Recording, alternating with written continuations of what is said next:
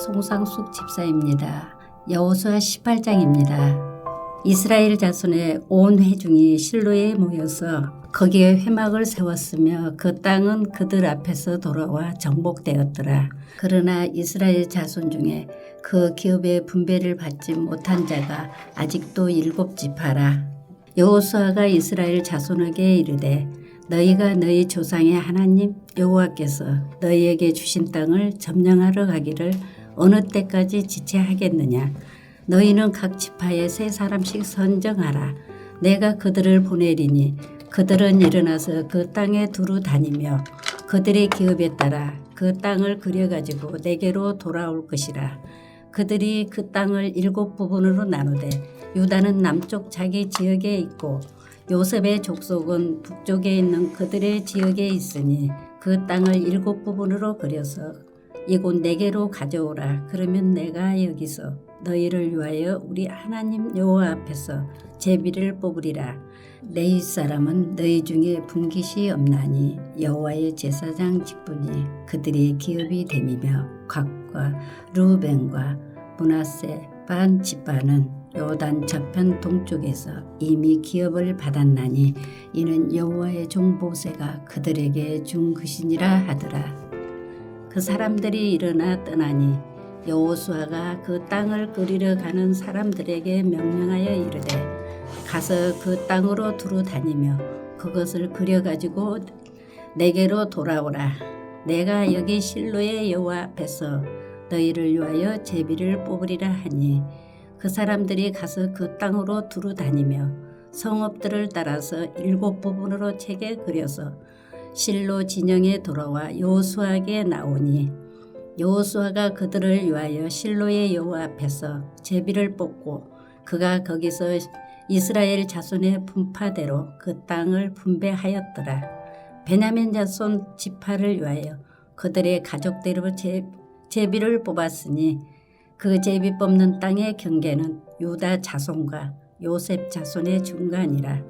그들의 북방 경계는 요단에서부터 여리고 북쪽으로 올라가서 서쪽 산지를 넘어서 또 올라가서 베다인 황무지에 이르며 또 그 경계가 거기서부터 루스로 나가서 루스 남쪽에 이르나니 루스는 곧 베델이며 또 그 경계가 아달로 내려가서 아래 베도론 남쪽 산 곁으로 지나고 베드론 앞 남쪽 산에서부터 서쪽으로 돌아 남쪽으로 향하여 유다 자손의 성읍 기럇 바알 곧 기럇 여아림에 이르러 끝이 되나니 이는 서쪽 경계며 남쪽 경계는 기럇 여아림 끝에서부터 서쪽으로 나아가 넵도암을 근원에 이르고 르바임 골짜기 북쪽 흰놈의 아들 골짜기 앞에 있는 산 끝으로 내려가고 또 흰놈의 골짜기로 내려가서 여부스 남쪽에 이르러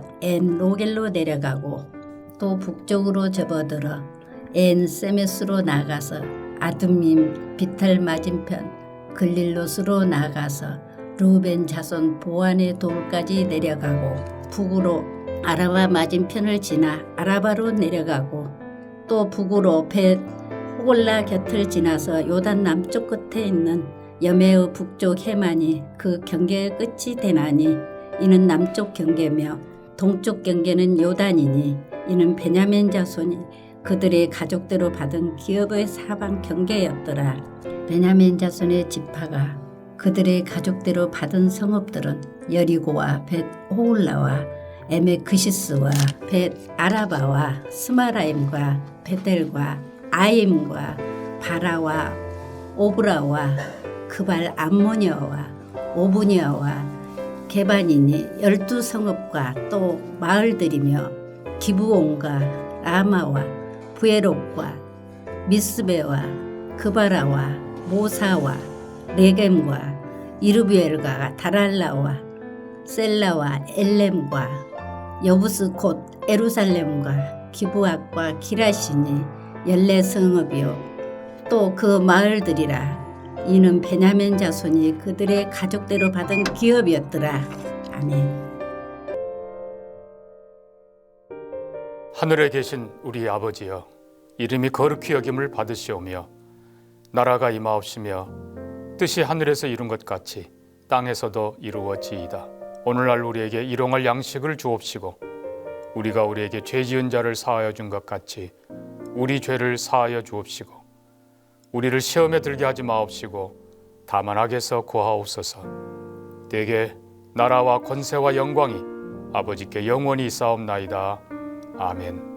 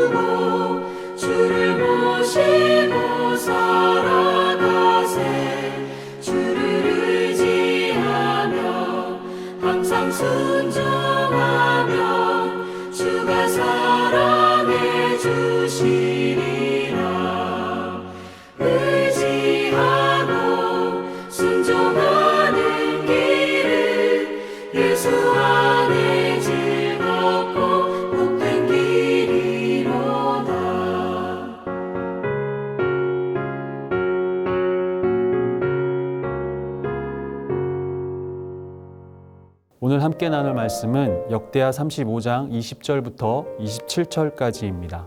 구약 707면에 있습니다. 제가 봉독하겠습니다.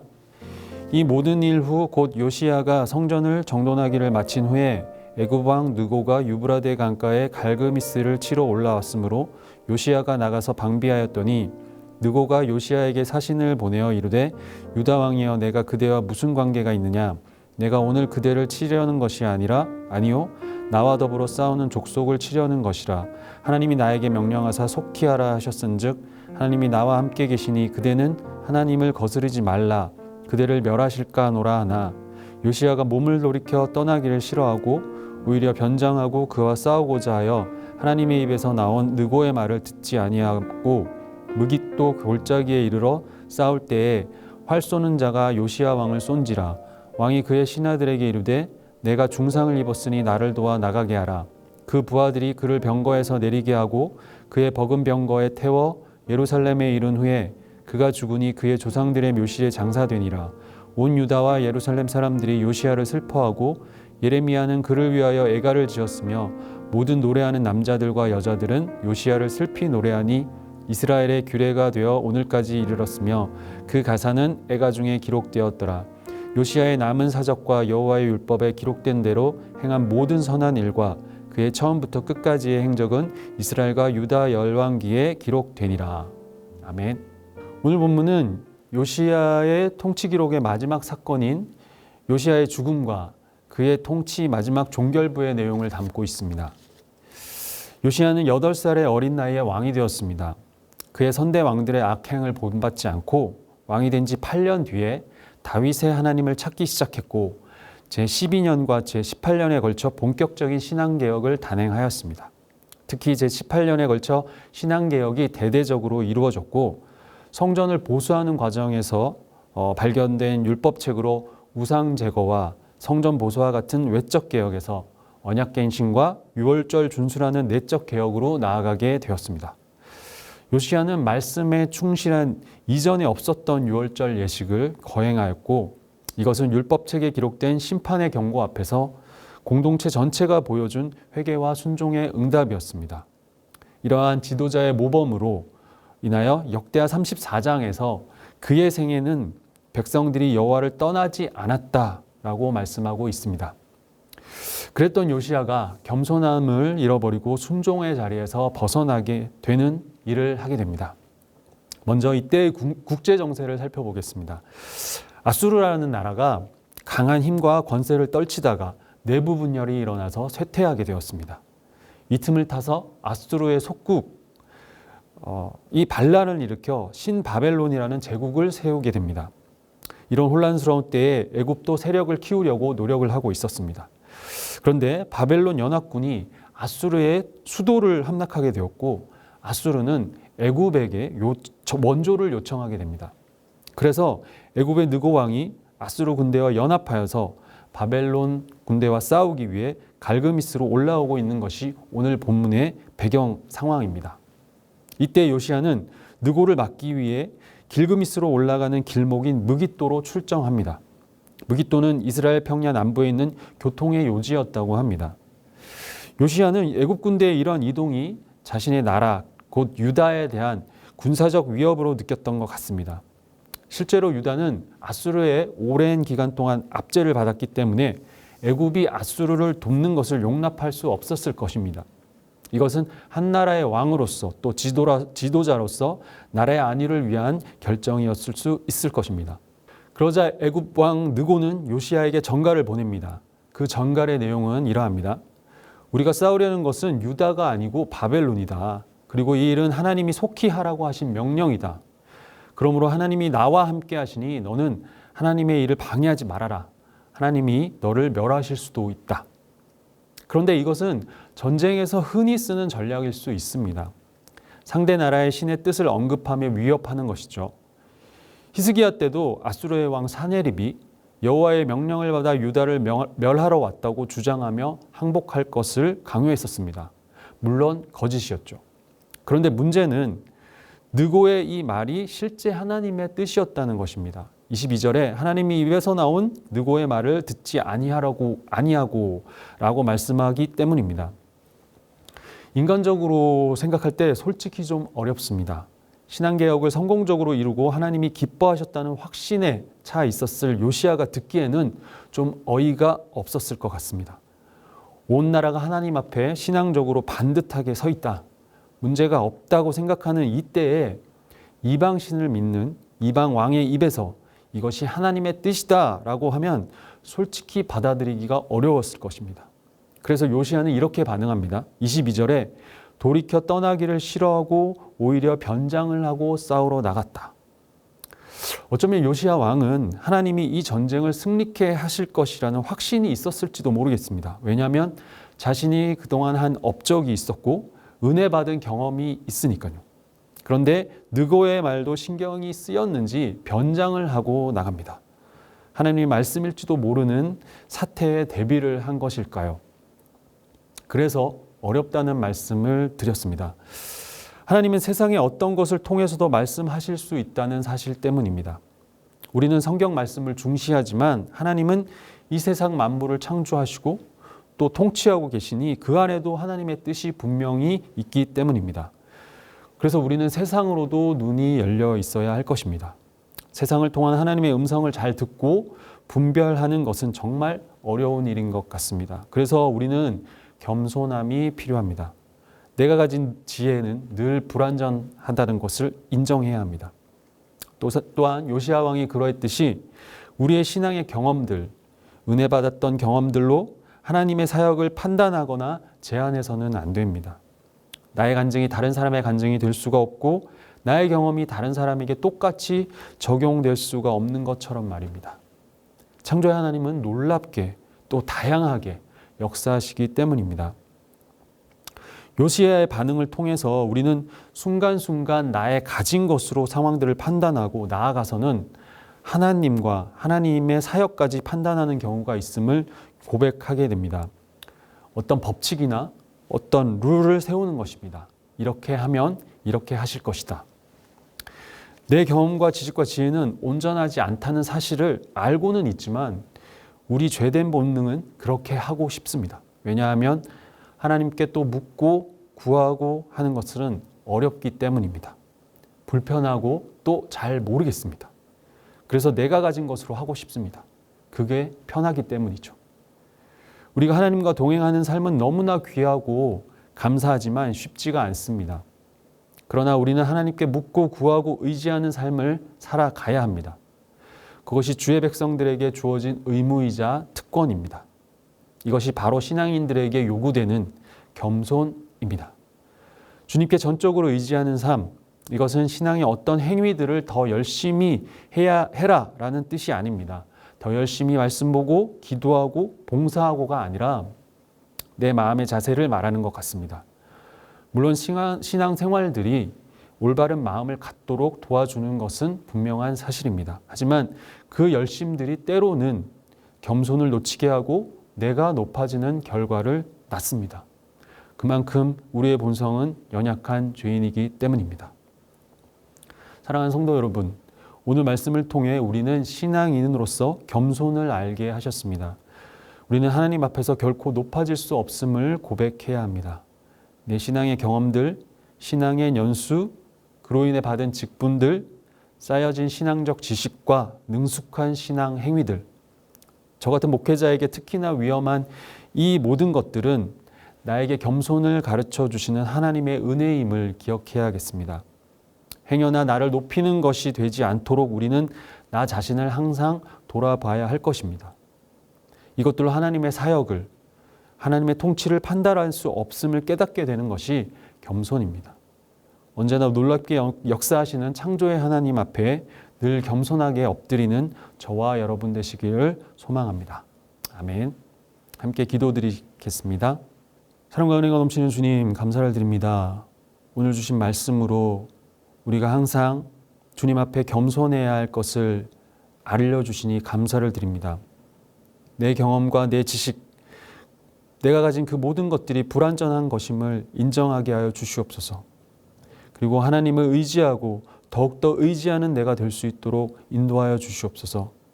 나의 연약함을 인정하며 그 창조의 하나님, 이 세상 만물을 다스리시고 주관하시는 하나님께서 온전히 주관적으로 주권 가지고 이 땅을 통치해 가시고 모든 것을 다스리시고 계획해 가시고 일하고 계심을 우리가 인정하며 주님 앞에 엎드리는 우리가 될 수 있도록 주님 은혜 베풀어 주시옵소서. 세상을 바라보는 눈 또한 주님 열어주시길 간구합니다.